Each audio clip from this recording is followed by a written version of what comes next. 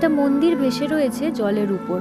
আজ থেকে নয়, ভাসছে সেই ১৬৩৩ সাল থেকে। ভাসমান মন্দিরের এই আশ্চর্য দৃশ্য আমাদের মতো সারা পৃথিবীর পর্যটকদের আকৃষ্ট করেছে। আজ আমি আমাদের নর্থ বালি ভ্রমণের অভিজ্ঞতা শেয়ার করছি। উলুন্দানু টেম্পলের পুরো নাম উলুন্দানু বেরাটান টেম্পল। ভেসে রয়েছে পাহাড়ের কোলে থাকা একটি লেক, যার নাম বেরাতান। তার উপরে ইন্দোনেশিয়া তথা বালির এই আইকনিক মন্দিরে উবুদ থেকে আসতে আমাদের সময় লেগেছিল প্রায় ৩.৫ ঘন্টা। মন্দিরের মাথাপিছু টিকিটের মূল্য ভারতীয় মুদ্রায় প্রায় ৪০০ টাকা।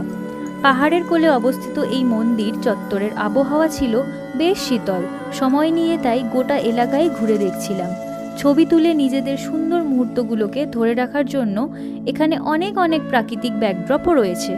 আমাদের সেদিনের বাড়তি পাওনা ছিল মন্দির প্রাঙ্গণে বালি স্থানীয় মহিলাদের ঐতিহ্যবাহী পোশাকে নৃত্য পরিবেশন। সাথে বাজছিল ইন্দোনেশিয়ার বিখ্যাত মিউজিক ইনস্ট্রুমেন্ট গ্যামেলান।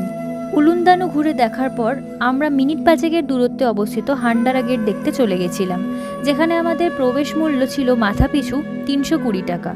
প্রায় ঘন্টা ২ অপেক্ষা করার পর আমাদের সুযোগ এসেছিল সেই বহু আকাঙ্ক্ষিত হান্ডারা গেটের সামনে মিরর রিফ্লেকশনে ছবি তোলার। নর্থ বালির এই দুটো জায়গায় মনকে আরাম এনে দেয়। আজ এইটুকুই।